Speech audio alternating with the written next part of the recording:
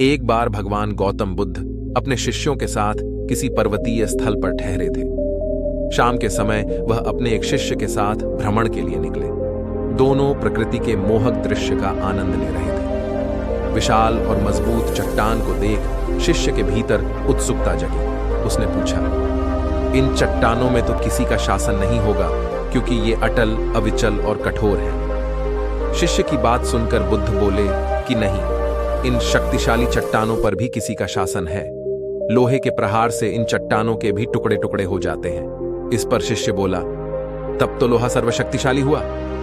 बुद्ध मुस्कुराए और बोले, नहीं, अग्नि अपने ताप से लोहे का रूप परिवर्तित कर सकती है। उन्हें धैर्यपूर्वक सुन रहा शिष्य बोला, इसका मतलब अग्नि सबसे शक्तिवान है। बुद्ध ने फिर उसी भाव से उत्तर दिया, नहीं, जल अग्नि की उष्णता को शीतलता में परिवर्तित कर देता है तथा अग्नि को शांत कर देता है। शिष्य कुछ सोचने लग गया।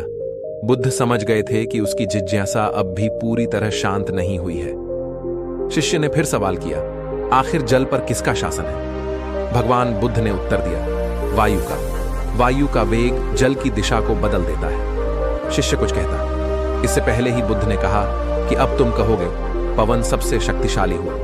नहीं, पवन सबसे शक्तिशाली नहीं है। सबसे शक्तिशाली है मनुष्य की संकल्प शक्ति, क्योंकि इसी से पृथ्वी, जल, वायु, जैवीय गृह इत्यादि को नियंत्रित किया जा सकता है। जीवन में कोई भी महत्वपूर्ण कार्य संकल्प शक्ति के बगैर असंभव है। इसलिए अपने भीतर संकल्प शक्ति का विकास करो।